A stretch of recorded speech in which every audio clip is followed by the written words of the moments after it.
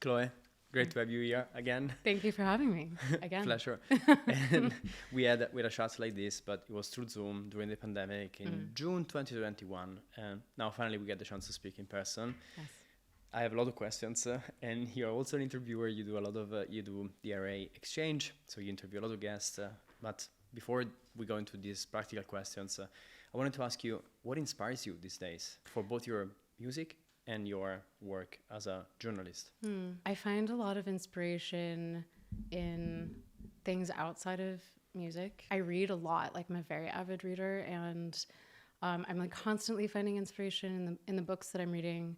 I mean, fiction and nonfiction. And I'm also really, like, the past year, I've become very into spending time in nature. I find that it's so healing, and it's become a really necessary part of my self-care, especially like hiking and more like rigorous kind of like trekking. But yeah, I think that's kind of what fills my cup, I guess. Yeah. And I was, when I was researching for this interview, like I've seen you talking about hiking as well now. That's kind of resetting. What were you doing before hiking came into your life to kind of reset? That is a good question. I don't know. I mean, I've always like gone to yoga and stuff like that, but I think that I was probably spending my time doing things that were a little bit less healthy. Like, I was going out more, like especially in my 20s, and I'm not I like no judgment towards people who do that. I still go out sometimes, but it's just I think I'm now finding more pleasure and inspiration in like doing things that feel physically rejuvenating. So for me, spending time outdoors has like replaced a lot of what I was doing before that, I guess. Going out and yeah. And you mentioned books as well. Yes. Fiction, non-fiction, what type of books interest you? So both. Right now, so I just finished the most amazing book. It's called Small Rain by Garth Greenwell, which is like memoir kind of, and I would say that's a genre that I gravitate towards a lot. It's like creative nonfiction.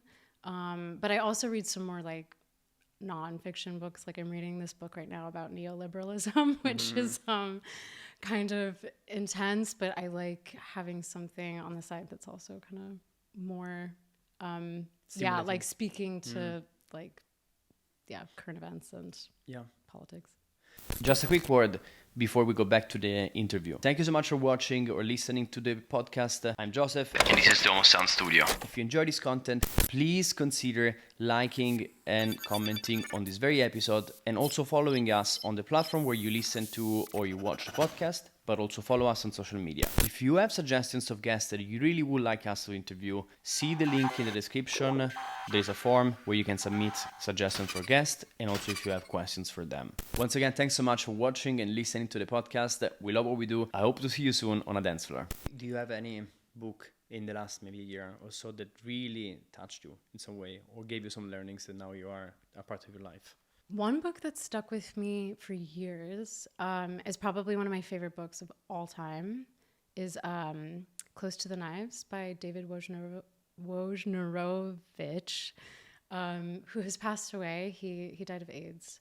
And I wasn't really aware of his work until I saw a retrospective of his at the Whitney a few years ago. And he was just like this prolific visual artist, but also a writer. And so this book is, again, it's kind of memoir, but he's such a creative writer, and he reflects a lot on his experience as a gay man during the AIDS epidemic in the US, and just the experience of being marginalized and overlooked by the, I think it was the Reagan administration.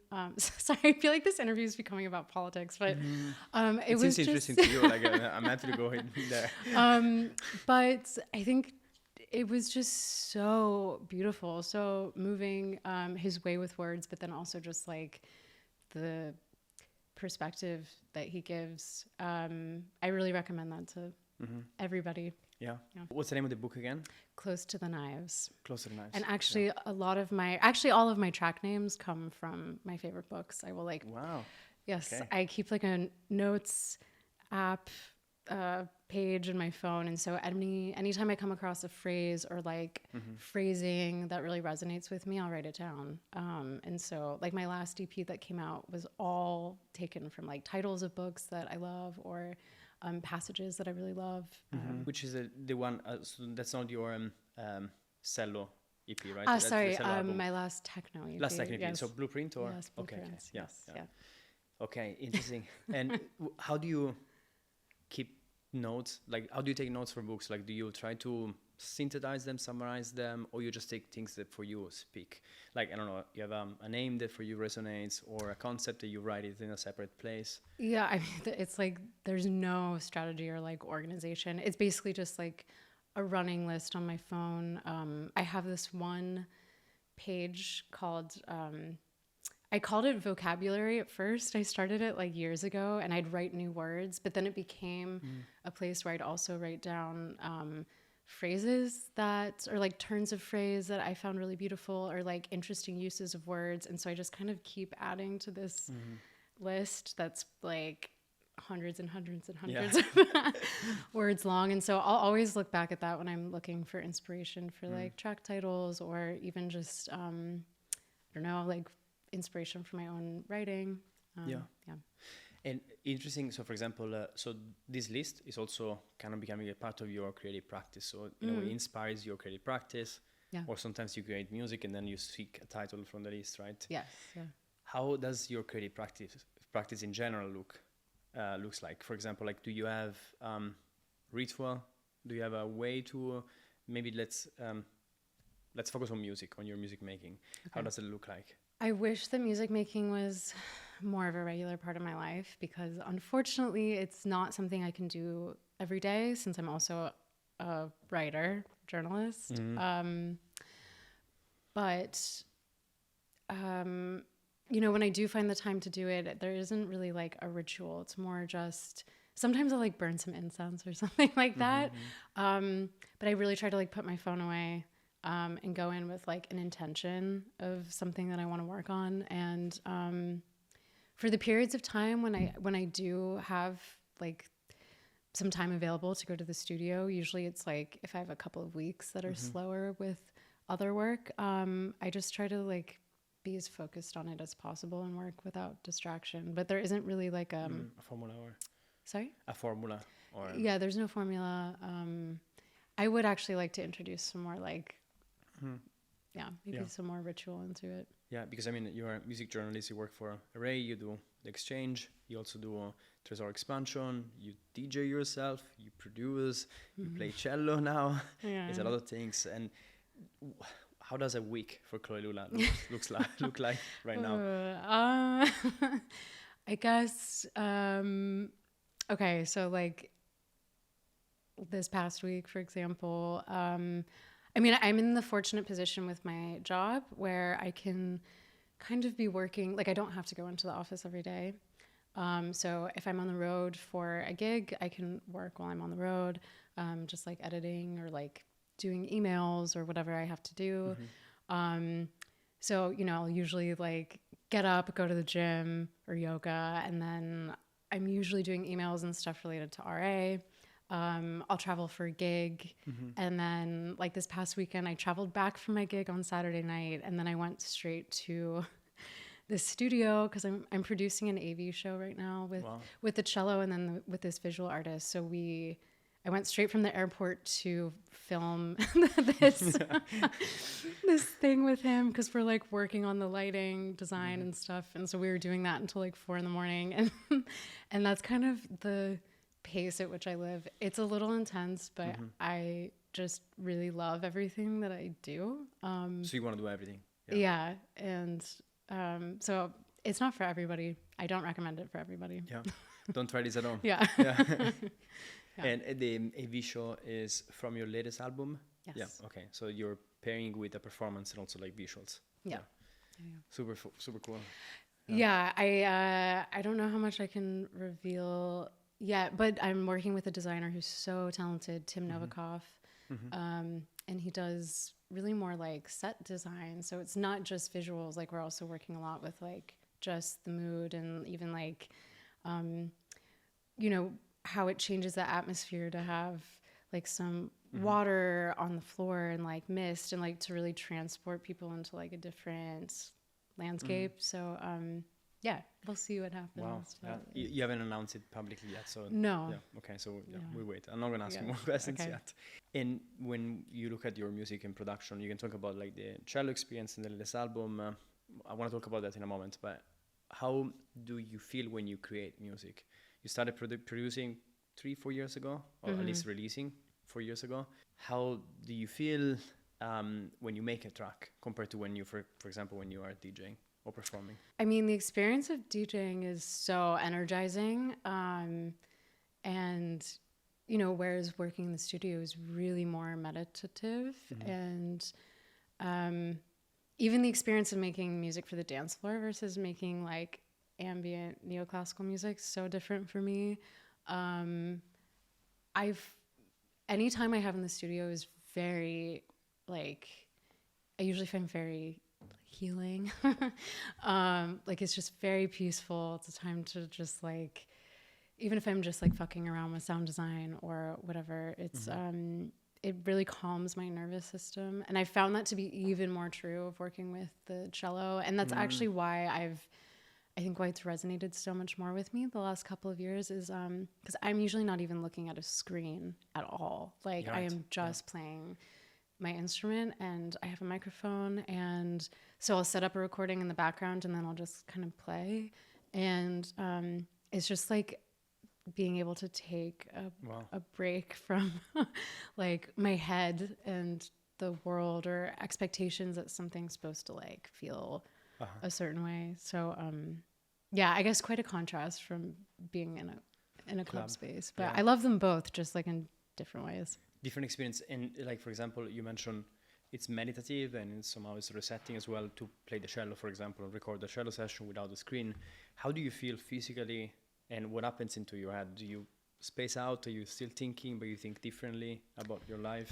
I am still thinking, but it's so like I actually play in this cello ensemble, like just for fun. This is not something that I like talk about ever, but we meet every Monday night, and they're like my favorite 2 hours of the week. Wow. And I will just, because we're just looking at the music and like going through the repertoire together, and it goes by so fast. And of course I'm thinking and I'm like focusing on the music, but that's all that I'm focusing on. And it's just, I guess it's like anything where you get into a flow state, any kind of creative practice or physical exercise or whatever. It's just like a nice way to be in the present, and I find it very centering, and especially to not have technology there. I think that's been like a key part of that for me.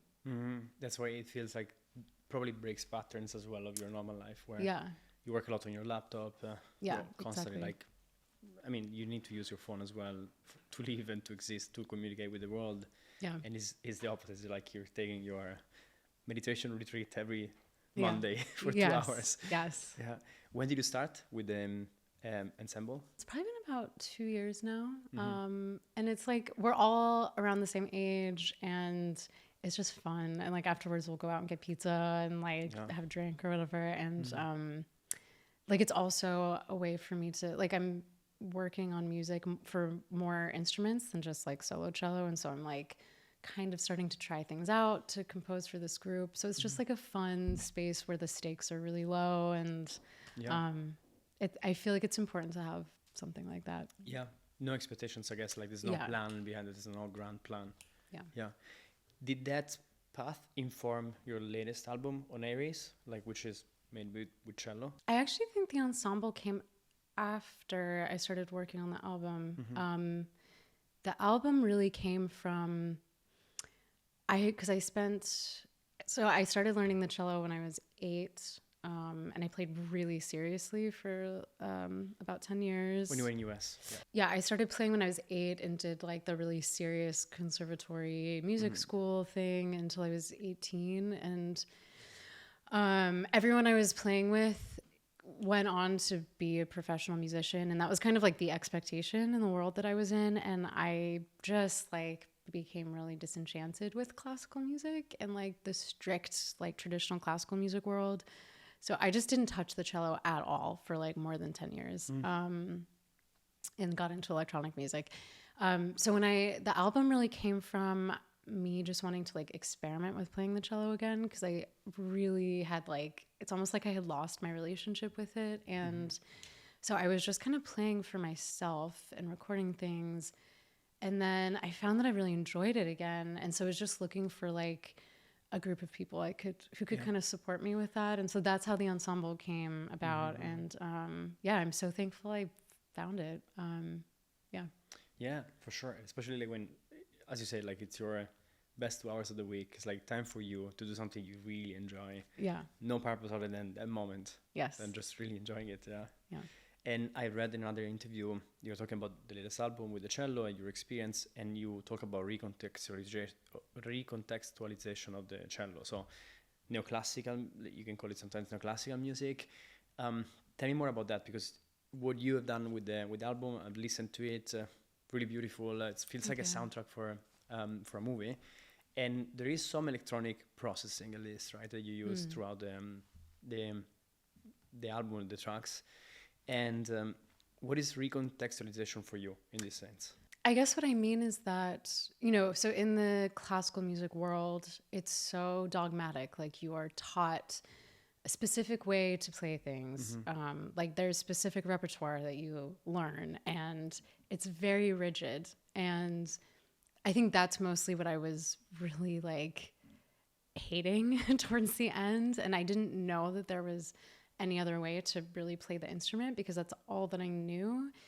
And so as I've been returning to it, like the album was really a way of just like taking some of the ideas and like techniques that I learned in classical music, but like not following the rules. So like, I guess, yeah, like putting something through processing, playing with reverb, like not following the, you know, what you'd expect in terms of like a song structure.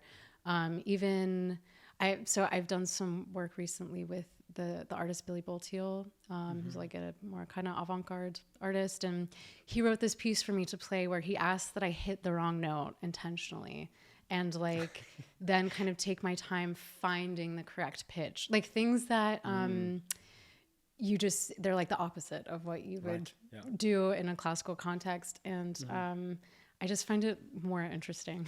And actually someone who I talked to who has inspired me, I interviewed Max Richter for the RA Exchange, and he was talking about this, and like how there's the way that he even plays with like patterns, the way that he like performs his music, which is like mostly in galleries and like not in these rigid concert hall settings. It's just like a totally different way to break the, I guess, like the context of what we think of as the classical context.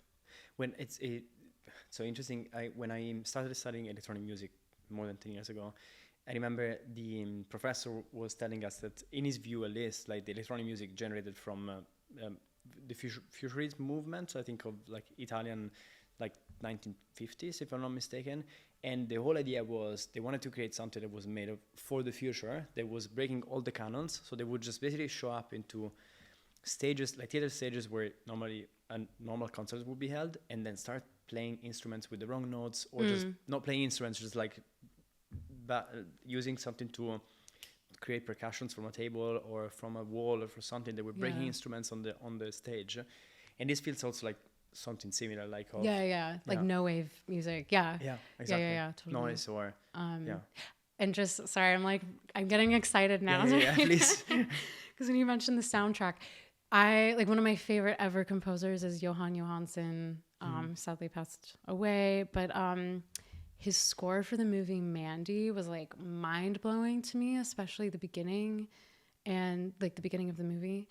And he's doing stuff with classical composition in that score, but then there are also like electric guitars. Like I don't remember who it was who did the guitar on that. Maybe Stephen O'Malley, someone from Sun O. But it's like, yeah, again, just like fusing these worlds that you wouldn't expect, but it's so like, for me, like really evocative. I guess. Yeah. And so do you have other soundtracks that for you resonate or inspire you? I love, I'm going to butcher her name, but Hildur Gudjonardóttir, the Icelandic cellist. She did the score for Chernobyl, the HBO show. I met her once and was just like fangirling over her. Trying to think who else.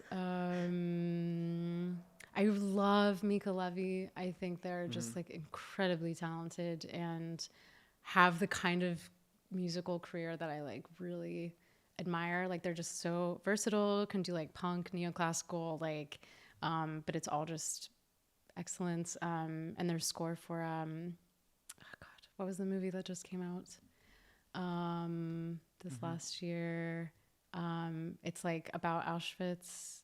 Do you know which movie I'm talking about? No, I don't watch a lot of movies, but... Oh, okay. Anyway, they did the score for that, and it was just really incredible. So, yeah. Yeah. Interesting. And what do you think... So, for you, what really speaks to you of these movies and soundtracks is the conjunctions, or let's say the pairing of music and videos and the concept, or is the music itself that really, like, speaks to you? Yeah, that's interesting. I mean, I think that the music alone is...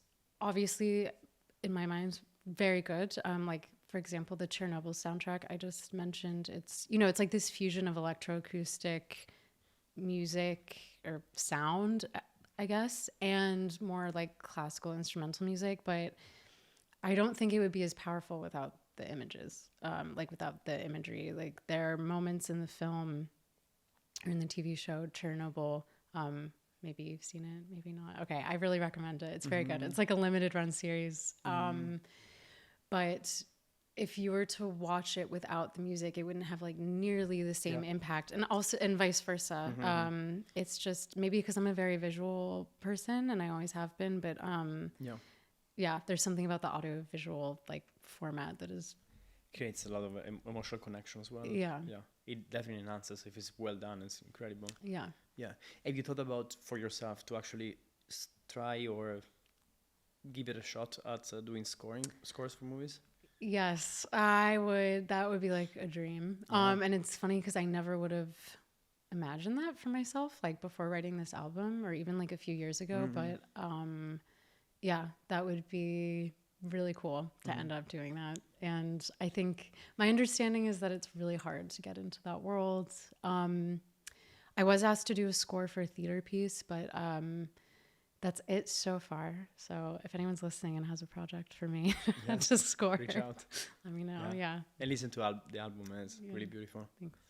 Is there any of the tracks of the album that for you you feel particularly connected to, and why? Yeah.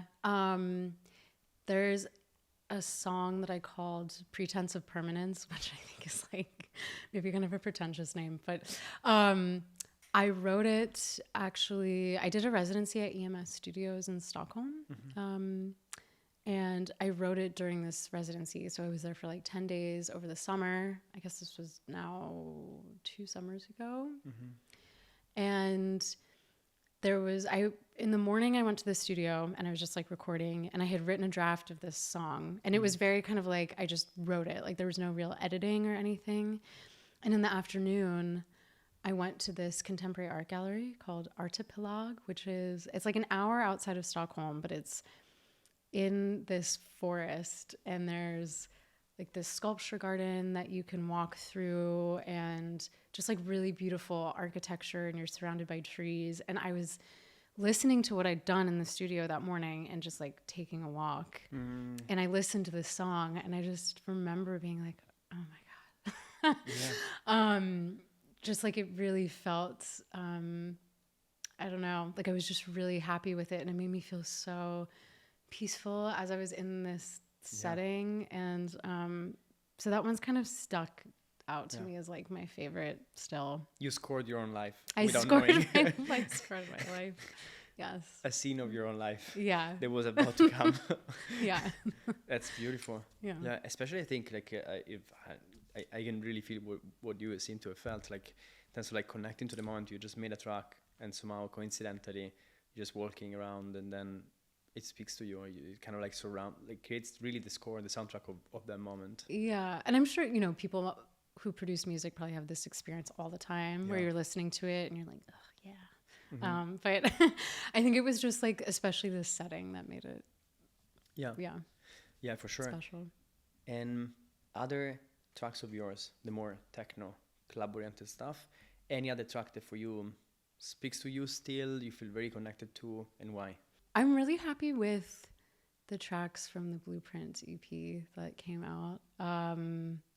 That came out in October. And I'm actually forgetting, because I always change the names at the last minute, and I forget what I changed the name of this one to. But there is one track on that EP it's on the B-side, and I think I called it Magnesium.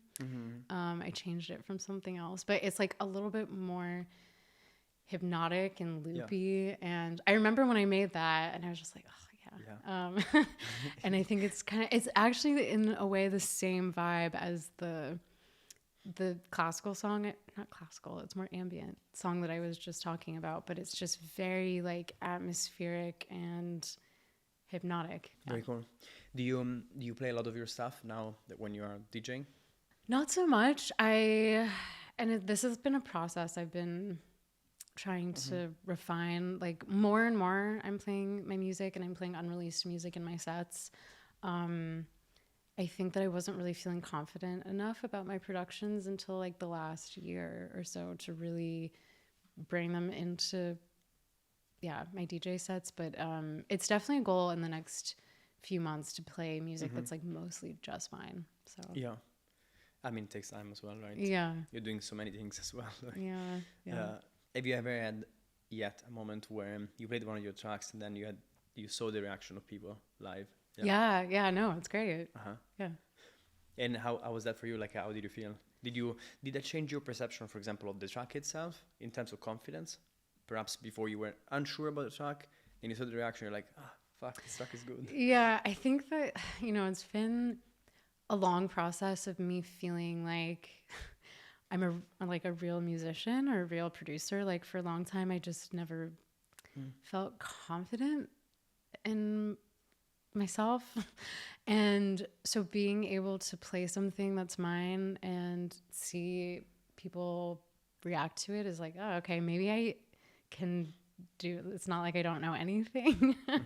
So it's kind of like this constant process of trying to like reassure myself that, maybe it's like an imposter syndrome thing. But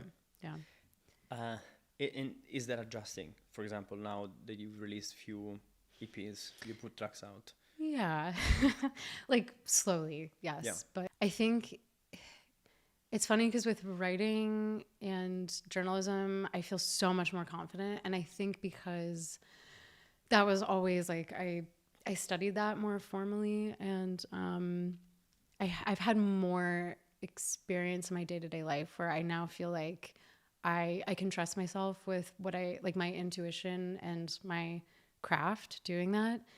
Whereas with music, it's been a longer process, and it's nothing, except for classical music. I never studied music in any other context. And so sometimes I feel like I'm kind of faking it, but I'm trying to get myself out of that mindset, because I think a lot of DJs and people in electronic music have taught themselves. Yeah, for sure. Yeah, I mean, especially because now you draw the comparison with your education, information, and writing, and then compared to music, which is, aside from classical music, you didn't have the same formal education, the same level. I think a lot of this is also has probably to do with the way we grew up in a Western society, where everything is like pretty linear. You have to study a lot to get grades that validate the fact that you've studied, right? Yes. Yeah. Is there a way for you to, whenever this happens, knowing that this is like it's an illusion created by your mind or conditioning, to talk yourself out of it, or something that can be helpful for other people in that same situation? Yeah, it's just like a constant, like I'm trying to unlearn a lot of what I feel like I learned growing up in the US. And I mean, without getting like too doomy gloomy about it, like I think about capitalism a lot and like the kinds of values, especially in the US, like you are taught to just like produce and like meet goals and strive constantly, and I'm just like a naturally ambitious person, but I don't think that that really helped me.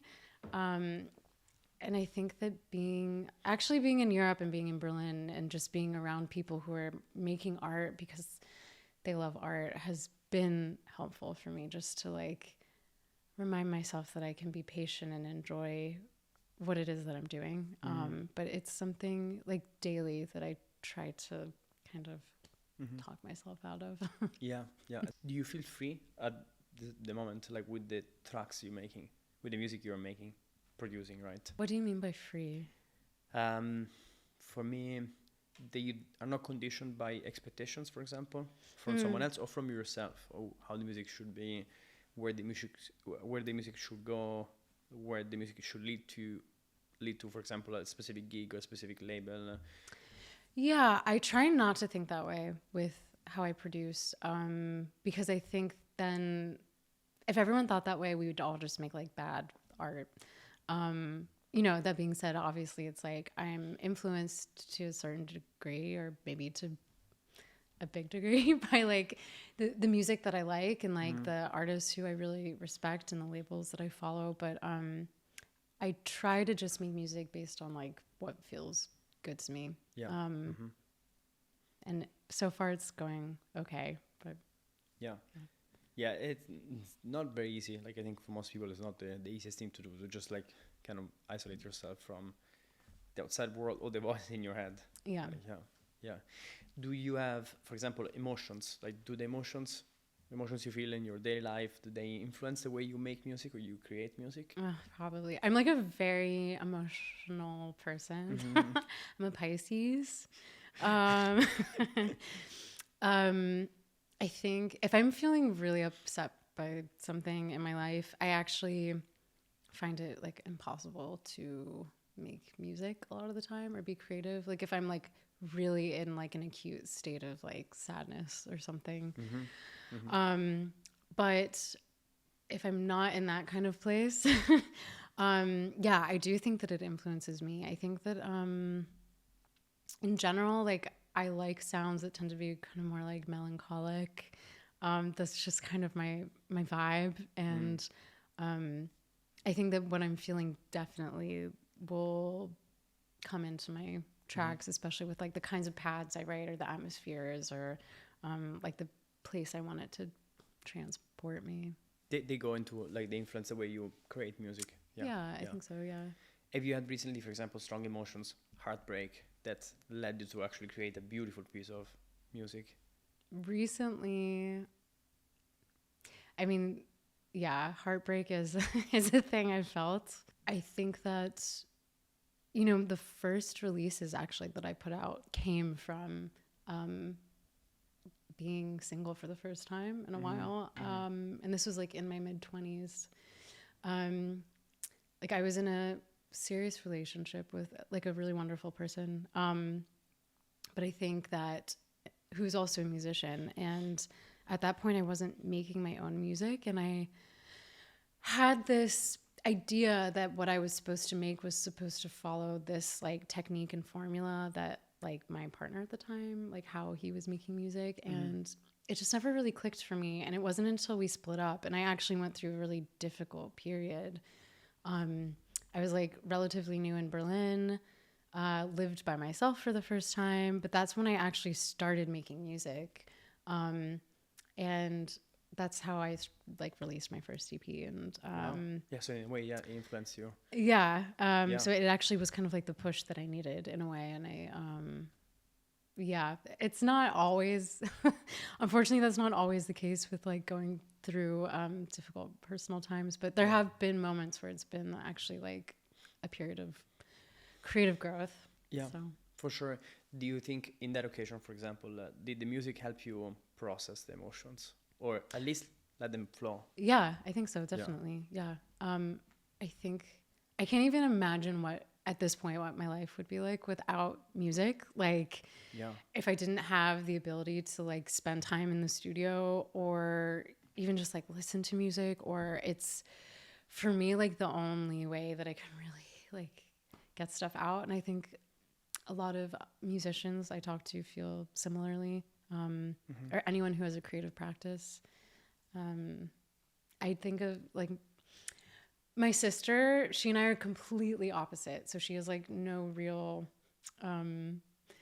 she doesn't really have like a creative outlet. And I sometimes wonder, I'm like, what do you do? Like, what would I do if I didn't have that? So, yeah, it's been really crucial for me. Yeah, for sure. I also wonder, like, I would love for everybody to have at least one creative outlet of some kind. I also maybe have come to realize that some people just don't need it, or they never came to them. Maybe. Yeah. Possible. It's possible. Not for us. Yeah. What does it mean to be an artist for you? I mean, I guess in like the broadest sense of the word, like my favorite artists are people who reflect or like help me make sense of the world or like the human experience in a new way. And also tying back to that book that I mentioned, Close to the Knives by David Wojnarowicz, I think that was why that was such an effective piece of art for me. I guess in terms of like what it means to be an artist for me personally, it's just like, I don't know that I'm helping people make sense of the world in a bigger way, but it's just, you know, being expressive. It's like art as like a vehicle for self-expression. And I think anyone is an artist who's doing that. Yeah. And I read in a previous interview, you touched on that before, like a couple of minutes ago, but it took you some time to actually see yourself as an artist. Was that related with not knowing whether you were having an effect on people? I think that, to be honest, it was also like a gender thing. And I've only really realized that in like looking back on my life. When I started to get into electronic music, I started working for a record label, or I started a record label, and it was me and a bunch of guys who I still love, and I'm friends with them. But I think that, and it wasn't just this situation, but there are others that I found myself in a lot, where I felt like my voice wasn't really heard, or like I didn't, you know, a lot of the times it was like the men who were the decision makers. Even when I was playing my first gigs, showing up to gigs, and you know, I remember there were a couple times I would like show up with a friend of mine who was a guy, and the sound engineer wouldn't even look at me. Like when he was talking, he would talk to my friend who was not playing and like explain what was happening with the sound and the setup. And there were just like so many repeated instances of like feeling very disempowered, and also like I didn't really matter, I guess, or like I wasn't being taken seriously as an artist, as a DJ, as like someone in the creative industry, and it really affected my confidence.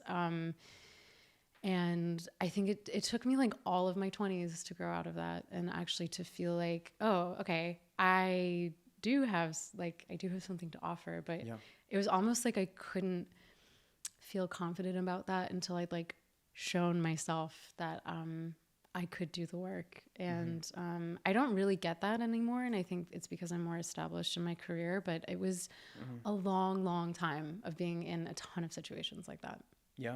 And do you think, like, for example, it's been a big challenge for the industry, and I think for many industries actually, including the music industry. I think in Berlin we're also like in a good bubble, and like gender inequality, like whether you're male, female, trans, or non-binary, I think you have pretty much like people try to support you in most cases. Have you seen good examples of people who have either supported you in your journey to believe more in yourself, to have opportunities that maybe you were prevented from these opportunities before? Like anybody who was being a good example of a person who was actually supporting? You know, I think things have gotten a lot better. Like I'm definitely not denying that. I think that a lot of people who are like the decision makers and in positions of power are still mostly not women, unfortunately. And I wish and I hope to see that change. But I have had a lot of positive support from other women. I've had the great opportunity to work with booking agencies the last couple of years who are run by women. And it just is such a nice environment to be a part of. And, you know, to feel like my needs are being met and like I don't know, like I have someone who's like looking out for me. A lot of the artists who I really admire and like have become super close to are women. And I feel like we have a lot of like mutual support for each other and like really lift each other up. And I would be totally lost without that now, actually. Yeah. And you've been close also to the topic of gender justice, right? And what do you think is the biggest challenge right now, broadly speaking, for the electronic music scene? I think actually what I was just saying, I think that decision makers, the people who actually have leverage. Yeah, I think that and there's certainly places where it's started to change, but I do find that like in most cases, like the bookers of clubs, the people running clubs, the people who are really, like a little bit higher up in positions of power are not queer, they're not women, they're still, I'm dealing with a lot of men who are lovely. A lot of them are wonderful people. I'm not trying to like bash men, but I actually don't think that things really truly change until there's change also at like the top. And I think that there's still a lot of progress to happen there. Yeah. What change at the top would look like, and how do you think that would translate into something positive? You mentioned before briefly like booking manager, bookers who are women, you feel more supported, right? That's totally, one thing, yeah. right? Yeah. What would it look like to be, I don't know, change in your ideal world? Like what could look like a really good example of change look like? I guess, something that I've experienced a lot in my career, again, I think this happens less now, but has been a long time where I've always felt like the token female on the lineup. Right. And Yeah, sorry. No, it's okay. And I think that sometimes there is still a tendency to like tokenize, not just with like gender, but also like with race, you know, and when there aren't people who are making the decisions about what an event should look like are not like they don't come from like a marginalized background, then I feel like you get more of these kinds of like token bookings. And so I guess my ideal would be a world where that's not the case, where like people don't feel like they're being like tokenized for like the identity box that they check, and for the public to show that they're doing something different. And again, still think that it's great that there's more of a dialogue around this, and it's totally changed in the last few years. But it's not like solved. No, for sure. Yeah. Far from solved. And what I realize more and more is that like whenever I talk with people who are not in Berlin or not part of our bubble, it's a different world. They're like, and sometimes like myself, like I tend to see like things are getting much better, but I'm part of like a very open-minded bubble. Totally. In a city that is already open-minded, you know, and very progressive in that sense. Yeah, I met this woman I played a gig with a couple months ago who's from Uzbekistan, and she was saying that her being a DJ in Uzbekistan was like unheard of. Like it's just not something that women did, and it's been this huge fight for her. And sometimes you step outside of, like, I feel very lucky with the opportunities I've been able to have, and you look at other places in the world where you're like, wow, totally different experience. Yeah, totally different experience. I think like hopefully like Berlin or places like this can be an example also for other places or scenes to actually promote change. Yeah. And I was asking you before as well, like you said, okay, this would be better if there were people in position of power, bookers, promoters who are also women, if not just women, or non-male. How would it translate for the audience? So in terms of, for example, inclusion or feeling supported or feeling safe, you can think about examples where you've seen this work well, or hypothetical example, like how would that translate into an audience? Moving away from the lineups, for example. it's hard for me to say, but I think that there's just like, it's like the vibe is different. Like the whole, when you have, and I'm a little bit biased, I guess, because I'm just like, I love being surrounded by a community of women. I just feel like the communication is different. The ethos is different. Like, and you can just kind of like feel it in all levels of like how something operates, how people talk to each other, like, and it naturally just attracts different people. I'm not saying that I want to have like parties that are like no men allowed, but I just think that, it just changes the dynamic in a way that's difficult for me to articulate. But Yeah, I mean, for me, I'm very curious about it because I think it would be great to have more examples or think about what we want. To then have it as a direction, as an idea, inspiration. Yeah, it is I still dream of starting a party here, or maybe even like beyond Berlin, that would like really help fulfill this like desire I have to create an environment like this. But I haven't had any time, unfortunately. Not yet, but hopefully soon. Yeah. Maybe at some point. Yes. Okay. And talking about your performances as DJ, you've been also involved with Tresor. You played there a lot of times. How this experience has helped you develop as a DJ in terms of like how you play, how do you understand the audience, how you perform? Yeah, I mean, so I've been a resident of Tresor for a couple years, and it's been amazing. Like, it feels like my home, and I've never had a formal residency at a club, actually. And I really just feel like, I mean, speaking of people who I think are doing a really nice job, like they really are so community minded, and the team who's running it now has really created like a really inclusive environment, actually. Like they've started this new faces like mentorship program. Like they're really actively trying to diversify the scene and like give more people opportunities. And it's nice because I feel really safe there. Like I know that whenever I go play, I don't have to prove myself necessarily. Like it's kind of the only place where I'll go and I will just like experiment. I'll play things that I haven't played before, or I'll like try new ways of playing things, and I feel way more relaxed actually. Because I know that I have the support from the club, and also like the crowd there usually is kind of down for anything. Sure.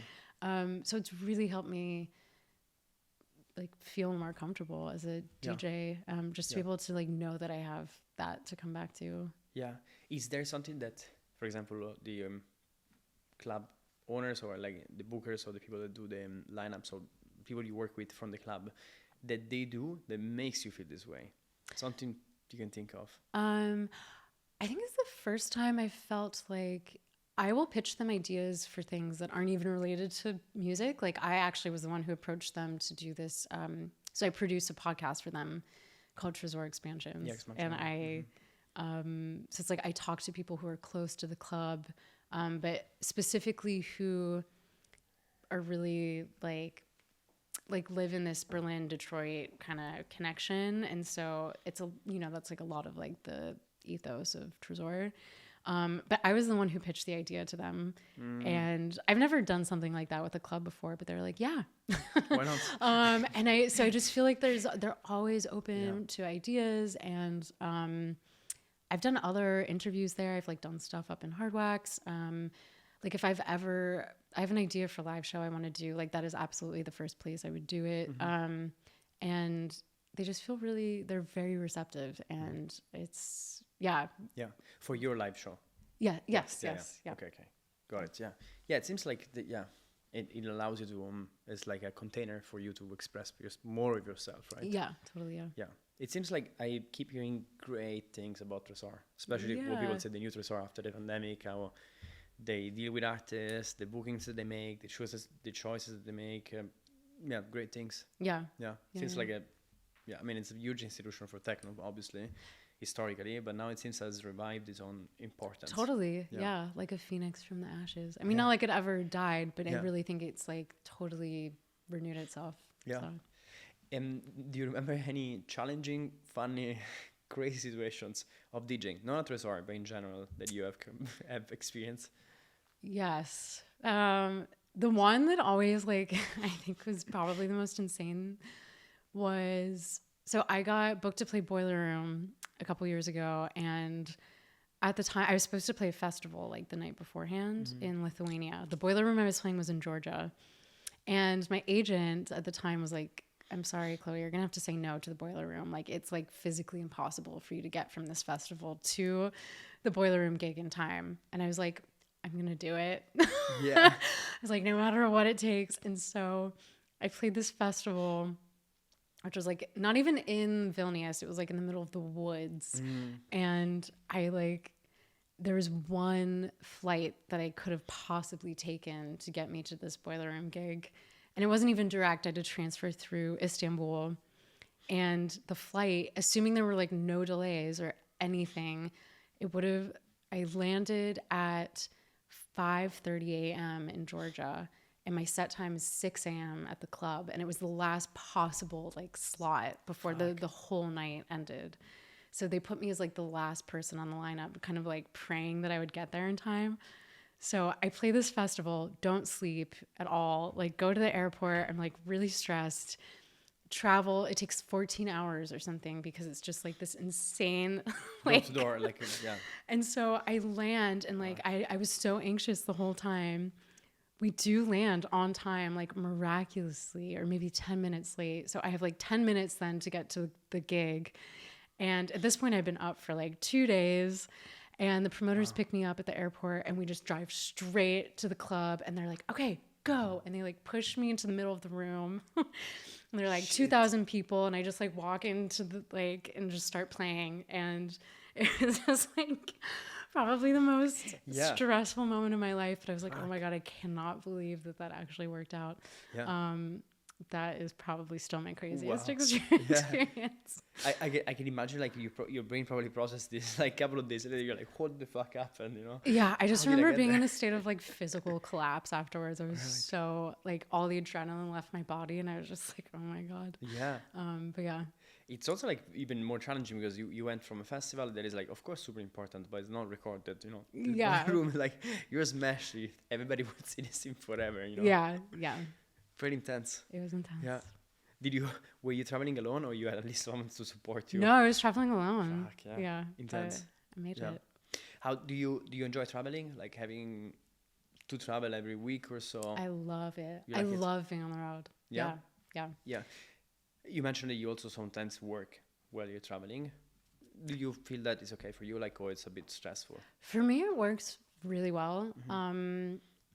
I think it's not for everybody, but even when I've had tours like the last year, I really don't mind working on the road. I have I'm not in meetings very much for my job. It's a lot of work on the computer. So in that sense, it's actually like quite flexible.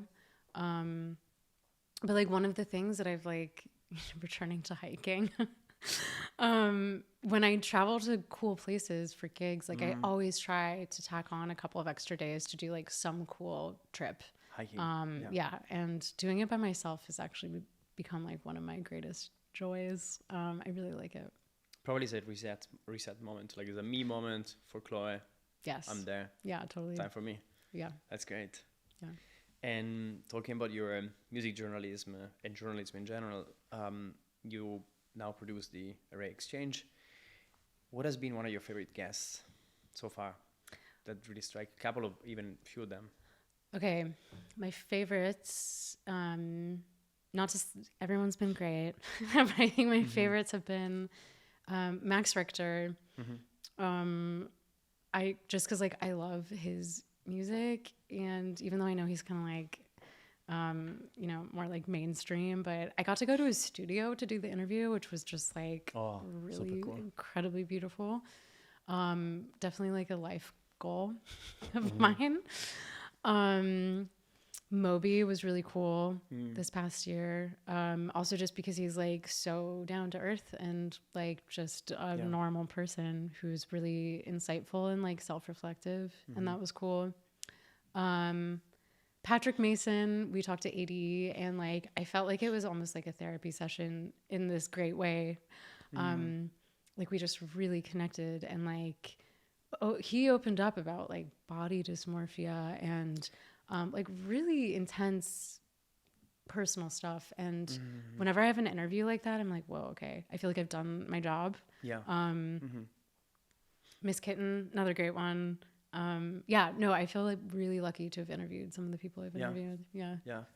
Super cool. Yeah, Patrick, the interview with Patrick, I've only watched the first part, maybe the first 5 minutes, and then it's on my to like watch list. Okay. Like, I'm gonna watch no it. pressure, but it's a good one. He seems great. He seems like a very interesting character, person, very true to himself. Yeah, definitely. I think that a lot of people maybe would judge him, and I mean he's really open about this too, for like being almost like a caricature, but he's so not like that, and like just really believes in what he does, and I'm like, fuck yeah. I mean, yeah, exactly. Haters are gonna hate. Right? Haters are gonna hate. Yeah. You mentioned you felt like you'd done your job as an interviewer well. What do you mean by that? I think that so before I was doing the RA exchange, my experience has really just been in writing, like reporting and editing, and I did not have formal experience as an interviewer. And what I feel like I've learned is that I feel successful as an interviewer when I've let the other person feel really comfortable, and I've opened something up in them, or like I've brought out some information that it's beyond anything you would get in like a press release. And it really speaks more like universal. This is going to sound so intense, but like it speaks more to like the human experience, or like the experience of creating art, or just, you know, then I feel like I've been very successful in my interview, when it's not just like some puff piece. Yeah.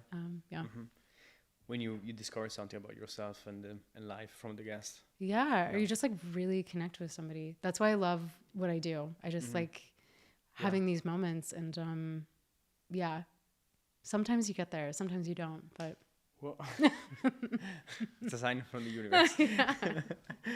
Yeah. What's a great question to ask that you love asking and that you know really works to make people feel comfortable and open up? I don't know if there's a question that I always ask. One of my techniques that I've learned is not to ask difficult questions up front. I save them for the end. So if there's anything I think people might feel like kind of edgy about, I'll wait until we're kind of wrapping up the interview, which is a proven way to get a good response. But just to make people feel comfortable, usually it's like a little bit of small talk at the beginning. Try to like talk to people before the interview actually starts, and so it's not like you're just talking to a stranger.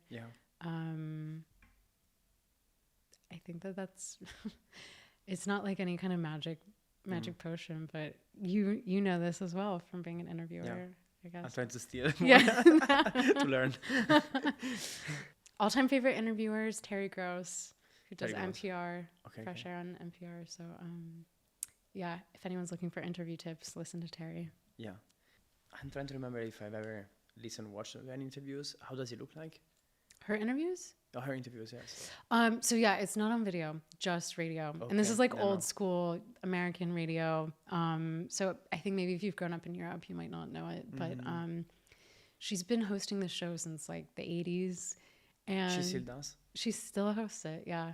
Wow. But she just has a way of asking very direct questions. Like there's this one interview that I always talk about when I teach like journalism workshops. Another thing. But she has this one interview with this children's book author, Maurice Sendak, he only came out of the closet like late in his life, I think when he was like in his 70s. And he's also, I think at the time she talked to him, he was like really ill, like maybe had cancer. And she just asks him very directly how he feels about dying and like losing his friends and coming to terms with his sexuality at an old age. And I think these are topics that normally I'd be like, whoa, I feel way too uncomfortable asking someone about that. But it's just the way that she does it. It's like she's such an empathetic person. And like, again, this is what I mean about getting people to feel comfortable. Like she gets these reactions from people that are just like really, like that interview specifically made me cry. It's just really beautiful exchange. And so there's totally an art to interviewing well.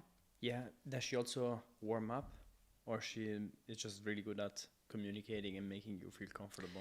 You know, there are parts of the interview that I might not hear that they edit out. Okay. So I don't know, but she kind of just like dives into it, and that's one of the things I really appreciated her for. Yeah.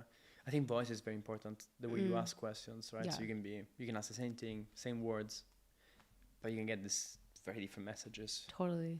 Yeah. Have you ever looked into, for example, voice training, using your voice to actually be more? No, but when I first started doing the RA exchange, I was like, maybe I should take voice acting like lessons. Yeah. I never did it. I think that's interesting though. Yeah. I'm sure it would only like open my mind to new interview techniques. Have you done it? I've done, different kinds also for music. But Okay. yes, super interesting. Yeah. Voice is such an incredible tool. Yeah. I will use it all the time. Like, Yeah. Yeah, like one of my favorite quotes, or I don't know, I've heard it sometimes, is like, you can ask any questions if you have the right voice. And it's so true. Like, this is more for negotiation, like when you want to ask very direct questions that are non-confrontational, or you want to ask something that is probably around something that is already a heated topic, but you don't want to make it about the other person or judging the other person. There's a lot of ways to ask it. Like, for example, I mean, asking why it's confrontational. Like, I'm questioning the reason why you're doing something, right? If I ask, how does that look like, or what does that mean to you, I can get to the same answer, right? But I'm not using the why to question you. Yeah. And if I say, why do you do this? You know, like, it's a very different thing. And say, what made you do this? You know, I'm using my voice, both of the words, in a different way to be more supportive of your answer, right? Yeah. Nonviolent communication. Yeah, Yes. yeah. I didn't study that specifically. Have you read the book? I read the book. Yeah. I read the book. Yeah, Actually, great. only just a few months ago, but I was like, oh my God, everybody should read this book. So much. I don't know how much I've been able to like successfully implement it in my life, but yeah, totally like game changer. Like everyone listening should definitely read this. Yeah. I haven't read it. I think I've read summaries. I've spoken with a lot of people who read it, but I think it's super important for relationships, for sure. Family, of course, but also friendships and work context as well. Yeah, totally. Super important. Yeah. Recommend it as well. Talking about your life, you do a lot of things. What is your definition of success right now? It's difficult because I'm like there's so much that I want to do, and obviously in life, I mean, because I love what I do, but also because I'm like very driven, and I'm trying to, one thing I've learned in the last couple of years is that success for me is looking more like having control over my time and how I spend it, and being able to make decisions about what it is that I do, and even just like, you know, this last year I probably toured internationally. Like I did more traveling than I've ever done, and that felt like a huge success to me. And like being able to make that decision for myself, and like being able to make a living from what I love doing, like to me that is that's success. Like there are other metrics of success. Like I would love to win like a, I don't know, like a Golden Globe or wait, no, what's it? A Grammy. Grammy, yeah. But like, you know, I think that would be cool, but I don't think it's like intrinsic to what I feel would be like a successful life. It seems like you're there, right? You're pretty much there already. I don't know. I don't know. There are days I'm always like having an existential crisis about my life and career, but if I take a step back, I'm like, I'm okay. Yeah. How do you talk to yourself? Like, do you whip yourself up like, shit, the Grammy's not there yet? Basically, you don't want to be in my head. I'll tell you that much. It's brutal, but no, I definitely am like trying to be kinder to myself, and that's a skill I'm still learning. Just like being more compassionate, showing myself more compassion, because I think I'm much nicer to my friends than I am to myself. But it's something I'm learning. Yeah, I think that's a very useful skill to learn. Yeah. That makes our experience of life much better. Yeah. Yeah. Yeah. Is there anything you changed your mind on recently? Belief, idea, principles? A few years ago, I was like really anti anything like spirituality. It was like absolutely not. And I've totally flipped on that, like in the last year even. And it's not like I would not consider myself to be a religious person or anything like that, but maybe I'm just like getting soft as I age, but I listen to a lot of podcasts about like spirituality, Buddhism stuff specifically, and like speaking of compassion, like there's this Buddhist teacher, Thich Nhat Hanh, Vietnamese monk, whose school of meditation is all about compassion, like compassion for the self, compassion for the other. And I am by no means like a master at this, or even, I don't even meditate every day, but it's just like something that I've totally flipped on in my mind in the last year or two. And I'm like realizing how much of an asset it is for me just to like I'll passively kind of like listen to this or like read stuff about it, more so in the last year than ever before. And it's like changed. Yeah. It's changed the way that I see spirituality in general. Yeah. Meaning that you now are accepting that, I'm like totally open to, like, I want to learn more, kind of looking into doing some like meditation retreat, not like the intense silent meditation thing. I think I'm not really there yet, but just like be surrounded by people who are like interested in like mindfulness and compassion. Yeah, it's interesting. And I think also that connects you to, at least meditation gives you a very good outlook on life, also not being reactive to whatever happens to you. Totally. Yeah. I'm realizing more and more that is like the key, is like learning not to react. Two more questions that are like, let's say, career-wise, and then we go into the last part, like rapid questions. Okay. Future plans, one about journalism, one about music, but future plans for you journalism-wise, we spoke a bit before off the records. You want to get more into deeper topics. I've seen you've done a piece on, I want to get the name right, Mikhail Todua, who was Georgian person incarcerated many years ago now.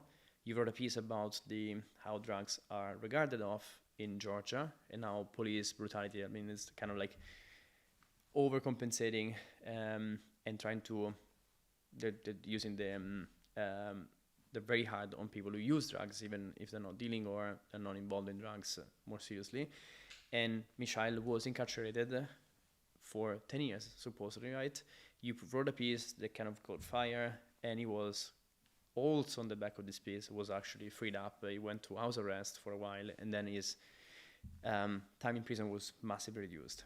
How did you feel about that? And can you tell me a bit more about the story? I'm really happy you found that piece, because that came out, I mean, that was already a while ago. That was like 2018. Before pandemic, yeah.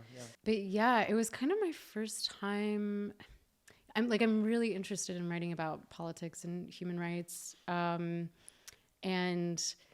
I wrote this story. I mean, the fact that it actually and it wasn't my piece alone that got him out of his prison sentence. Yeah. I mean, but I think it really helped in the court case. And, you know, since he was released from prison, I've been back to Georgia and like visited, you know, he and his wife will always take me back to their house, and I'll spend time with them and their daughter, and like they cook for me, and like it's like seeing the kind of real impact that journalism can have. I mean, that's actually the reason why I went to get my master's in journalism, was that article. I was like so I felt so inspired by like the power that journalism can have. Wait, what was your original question now? Original question, how do you feel about the piece? And I think you answered that. Yes. And what's next for you in that sense? Next? Yeah. So I am doing the RA exchange, and it's just, you know, there are conversations like this, and I love doing them, but I really miss doing that kind of reporting, and especially doing writing that like holds people or like bad actors to account. And that's like the kind of writing that makes me really excited. And I have a couple of ideas that I'm working on. It's hard to find time. But there are a couple of pieces I'm working on with RA right now that are like more specifically related to like geopolitics and like, I don't mean this in any kind of like intense way, but I guess like the kind of soft power that nightlife and like nightlife institutions have just to like push ideological agendas. And I'm not going to say too much about it now because it's still like very much we're working on it. But I'm really excited about it and like getting back into that kind of reporting again. Looking forward to seeing like whatever comes out. Okay, thank you. And musically, what's the plan for 2025? The plan, well, I want to start working on my next album. Haven't started recording it yet, so I feel like I can't say that much. But I want to write for more instruments, so not just solo cello. And there are a few people I've already asked to collaborate with me, a pianist who I'm talking to, and really to experiment with like different miking techniques and like orchestration, and that's exciting to me. And I also think that I can say this now, but I am starting my own label as a place actually to bring together these different sides of my music. So like electroacoustic stuff and dance floor music. So really to be releasing stuff that like bridges these two worlds. So kind of more like arty, arty techno or something like that. I have the first release kind of lined up, and I have a pretty clear idea of like what I want it to be and like how it brings together these sides of what I do. But it feels good, I guess, to like, to like have a home for some of the weirder stuff or like more left field stuff that I'm doing. And to have freedom also to express it. Yeah. Very cool. Looking forward to that. Yeah. And few last questions. Okay. You can answer as fast as you want and can, right? So don't Okay. think so much about it. Okay. If you were not a musician or a journalist, what would you do? Oh, or a journalist. I was like, well, documentary filmmaker. I've always been interested in sustainable agriculture. Maybe I would do that in another lifetime, I think. Yeah? Yeah. Okay. Yes. If you could choose a closing track for one of your sets that would be the same for the rest of your life, what would that be? Probably a track that I close with a lot now. It's called Automotive by Adam TM. Oh, Atom TM, yeah. It is. It's like this industrial kind of groovy. It's so good. So I always stop the music completely and then I play that. And I would do that every set for the rest of my life. Yeah. Yes. I need to look it up as well. Yeah. Would you rather play in front of 10,000 people that you don't know, complete strangers, or 20 friends in a small house party? This might sound surprising, but 10,000 strangers. I get more nervous playing in front of friends. So probably like a big crowd of people I don't know. Yeah. No judgment either. No judgment. Don't know. Yeah. Never see them again. What's a guilty pleasure track of yours? It's hard to think of one track. I love like dad rock, yacht rock, like really cheesy stuff like that. There's a song, I forgot the title of it, but the artist is Heatwave. It's like, if you're a star, na, na, na, na, na, na, na. Do you know what I'm talking about? No. I heard it on NTS this morning, but it is definitely like a favorite of mine. Very cool. Stuff you wouldn't play, but you would listen to. Oh, yes. Yeah. You mean a cheesy song I'd play? No. She's on like guilty pleasure. Oh, yeah, guilty pleasure. Yeah, basically any dad rock. Yeah. Yes. And last question. Who is an artist? Can be musician, non-musician, dead or alive, you would get stuck on a deserted island for a week with? Maybe Kim Gordon. Do I have to have a reason? I mean, I just think she's really a badass. And I would not mind spending a lot of time with her. She writer or a musician? Or? Kim Gordon was the lead singer of Sonic Youth. Okay. Yeah. But she's also a writer. She wrote a book. Wow. Yeah. perfect. Called Girl in a Band. Yeah. You're an inspiration. Yes. Closing tradition we have is what question we should ask the next guest without knowing who they're going to be. I'm curious when people think that they're onto something with what they're making. And there are a lot of tracks that I make where I'm like, is this good or do I throw it out? And I wonder what someone else's answer to that would be. So the question is like, how do you know when you're onto something? Or Yeah. How do you recognize it? And question for you is, how do you feel now about your first track? The first release track. Released track. You know, it's funny. I do not feel like it represents me anymore as an artist at all. But I don't think it's bad. It just doesn't seem like me. It seems like a totally different person. Yeah. But I respect the person who it came from once upon a time ago. Chloe Lula version 0.001. Yeah. Yeah. Chloe, this has been a great pleasure. Thank you for coming here. No, thank you so much for having me. It's been great. It's been a great chat. Thank you.